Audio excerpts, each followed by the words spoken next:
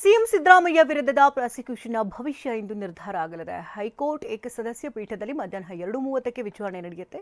DK ವಿರುದ್ಧ CBI ತನಿಖೆ ಭವಿಷ್ಯವೂ ಇಂದು ನಿರ್ಧಾರ. ಹೈಕೋರ್ಟ್ನತ್ತ ಎಲ್ಲರ ಚಿತ್ತ. ಈ ಸುದ್ದಿಯನ್ನು ನೋಡೋಣ. ಅಗ್ನಿ ಪರೀಕ್ಷೆ ನ್ಯೂಸ್ ಟಾಪ್ 9ನಲ್ಲಿ. ಮೂಡಾ ಪ್ರಕರಣದಲ್ಲಿ ಸಿಎಂ ಸಿದ್ದರಾಮಯ್ಯ ವಿರುದ್ಧದ ಪ್ರಾಸಿಕ್ಯೂಷನ್ಗೆ ಭವಿಷ್ಯ ಇವತ್ತು ನಿರ್ಧಾರವಾಗಲಿದೆ. ಕಾನೂನು ಕ್ರಮಕ್ಕೆ ರಾಜ್ಯಪಾಲರು ಅನುಮತಿ ನೀಡಿದ್ದನ್ನ ಸಿದ್ದರಾಮಯ್ಯ ಪ್ರಶ್ನಿಸಿದ ಅರ್ಜಿ ಸಲ್ಲಿಸಿದ್ರು. ಇದೇ ಆಗಸ್ಟ್ 19ರಂದು ಹೈಕೋರ್ಟ್ ನ್ಯಾಯಮೂರ್ತಿ ಎಂ ನಾಗಪ್ರಸನ್ನ ವಿಚಾರಣೆ ನಡೆಸಿದ್ರು.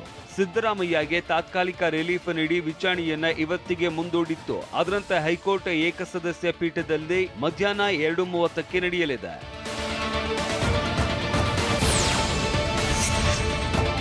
ಹೈಕೋರ್ಟ್ನಲ್ಲಿ ಅರ್ಜಿ ವಿಚಾರಣೆ ಹಿನ್ನೆಲೆಯಲ್ಲಿ ಬೆಂಗಳೂರಿಗೆ ಹಿರಿಯ ವಕೀಲ ಅಭಿಷೇಕ್ ಮನು ಸಿಂಘ್ವಿ ಆಗಮಿಸಲಿದ್ದಾರೆ. ಪ್ರಕರಣಕ್ಕೆ ಸಂಬಂಧಪಟ್ಟಂತೆ ಸಿಎಂ ಸಿದ್ದರಾಮಯ್ಯ ಪರ ಅಭಿಷೇಕ್ ಮನು ಸಿಂಘ್ವಿ ವಾದ ಮಂಡಿಸಲಿದ್ದಾರೆ. ಮೂಡಾ ಹಗರಣದಲ್ಲಿ ಸಿಎಂ ಸಿದ್ದರಾಮಯ್ಯ ಪರ ಪ್ರಬಲ ವಾದವೇ ನಡೆಯುವ ಲಕ್ಷಣಗಳು ಕಾಣ್ತಾ ಇದೆ. ಹೈಕೋರ್ಟ್ ತೀರ್ಪು ವಿರುದ್ಧ ಬಂದ್ರೆ ಪ್ಲಾನ್ ಬಿಗೂ ಸಿಎಂ ಸಿದ್ದರಾಮಯ್ಯ ಚರ್ಚೆ ನಡೆಸಿದ್ದಾರಂತೆ. ವಿರುದ್ಧವಾಗಿ ತೀರ್ಪು ಬಂದ್ರೆ ಸುಪ್ರೀಂ ಕೋರ್ಟ್ ಕದ ತಟ್ಟೋದಕ್ಕೆ ನಿರ್ಧಾರ ಮಾಡಿದ್ದಾರೆ. ರಾಜ್ಯಪಾಲರ ಪ್ರಾಸಿಕ್ಯೂಷನ್ ಕಾನೂನು ಬಾಹಿರ ಅನ್ನೋದು ಸಿಎಂ ವಾದವಾಗಿದೆ. ಕಾನೂನು ಹೋರಾಟದ ಜೊತೆಗೆ ರಾಜಕೀಯ ಹೋರಾಟದ ಬಗ್ಗೆನೂ ಚರ್ಚೆ ನಡೆಸಲಾಗಿದೆ. ವಾದ ಮಂಡನೆಗೆ ನಾವು ಸಿದ್ಧತೆ ಮಾಡಿಕೊಂಡಿದ್ದೇವೆ ಅಂತ ಸಿಎಂ ಕಾನೂನು ಸಲಹೆಗಾರ ಪೊನ್ನಣ್ಣ ಹೇಳಿದ್ದಾರೆ. ಬೆಂಗಳೂರಲ್ಲಿ ಮಾತನಾಡಿದ ಅವರು, ಎಲ್ಲರ ಉತ್ತರ ಬಂದ ಮೇಲೆ ಕೋರ್ಟ್ ಪ್ರಕರಣ ಕೈಗೆತ್ತಿಕೊಳ್ಳುತ್ತೆ. ಬೇರೆ ಬೇರೆ ಕೋರ್ಟ್ ಪ್ರಕರಣದ ಸಿದ್ಧತೆ ಮಾಡಿಕೊಂಡಿದ್ದೇವೆ. ನ್ಯಾಯಾಲಯದಲ್ಲಿ ನಮಗೆ ಗೆಲುವು ಸಿಗಲಿದೆ ಅಂತ ಹೇಳಿದ್ರು. ನಾವು ನಮ್ಮ ವಾದ ಮಂಡನೆ ಮಾಡಲಿಕ್ಕೆ ಎಲ್ಲ ಸಿದ್ಧತೆಯನ್ನು ಮಾಡಿದ್ವಿ. ಕಾನೂನನ್ನು ಮತ್ತು ಎಲ್ಲ ಉಚ್ಚ ನ್ಯಾಯಾಲಯದ ತೀರ್ಪುಗಳು ಎಲ್ಲ ಕೂಡ ತಯಾರಾಗಿದೆ.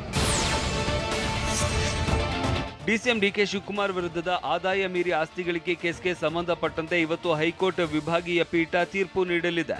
ಇದರಿಂದ ಸಿಬಿಐ ತನಿಖೆಯ ಭವಿಷ್ಯ ನಿರ್ಧಾರವಾಗಲಿದೆ. ಸರ್ಕಾರ ತನಿಖೆಗೆ ಸಮ್ಮತಿ ಹಿಂಪಡೆದಿದ್ದ ಕ್ರಮ ಪ್ರಶ್ನಿಸಿ ಸಿಬಿಐ ಮತ್ತು ಬಿಜೆಪಿ ಶಾಸಕ ಯತ್ನಾಳ್ ರಿಟ್ ಅರ್ಜಿ ಸಲ್ಲಿಸಿದ್ರು. ಈ ಬಗ್ಗೆ ತೀರ್ಪು ಹೊರಬೀಳಲಿದ್ದು ಡಿಸಿಎಂಗೂ ಮಹತ್ವದ ದಿನವಾಗಿದೆ. ಮೂಡಾ ದಾಖಲೆಗಳನ್ನು ತಿದ್ದಿದ ಆರೋಪದ ವೇಳೆ ಸಾಮಾಜಿಕ ಕಾರ್ಯಕರ್ತ ಸ್ನೇಹಮಯಿ ಕೃಷ್ಣ ಮತ್ತೊಂದು ದೂರು ದಾಖಲಿಸಿದ್ದಾರೆ.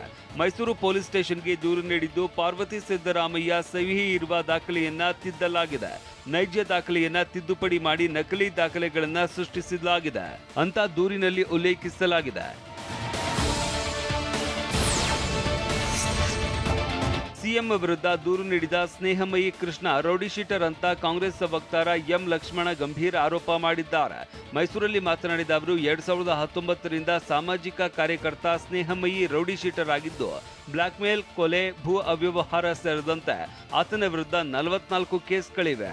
ಆತನ ಮನೆ ದಾಳಿ ಮಾಡಿದ್ರೆ ಮೂಡಾ ಸೀಲ್ಗಳು ದಾಖಲೆಗಳು ಸಿಗುತ್ತೆ ಅಂತ ಹೇಳಿದ್ರು. ಕೃಷ್ಣ ಅವರ ವಿರುದ್ಧ ಮೈಸೂರು ನಗರದಲ್ಲಿ 17 ಕೇಸ್ಗಳಿವೆ. ಮೈಸೂರು ರೂರಲಲ್ಲಿ 12 ಕೇಸ್ಗಳಿವೆ. ರಾಜ್ಯದ ಇತರೆ ಭಾಗಗಳಲ್ಲಿ 15 ಕೇಸ್ಗಳಿವೆ. ಒಟ್ಟು 44 ಪ್ರಕರಣಗಳು ಮಾನ್ಯ ಸ್ನೇಹಮಯಿ ಕೃಷ್ಣ ಅವ್ರ ವಿರುದ್ಧ ಇರುವಂಥದ್ದು. ರೈಡ್ ಮಾಡಿದ್ರೆ ಅವ್ರ ಮನೆ, ಅವರ ಎಲ್ಲೆಲ್ಲಿ ಇರ್ತಾನೆ ಅನ್ನುವಂಥದ್ದು ರೈಡ್ ಮಾಡಿದ್ರೆ ಮೂಡಾ ಸೀಲ್ಗಳು ಸಿಗ್ತವೆ, ಮೂಡಾ ಲೆಟರ್ಗಳು ಸಿಗ್ತವೆ.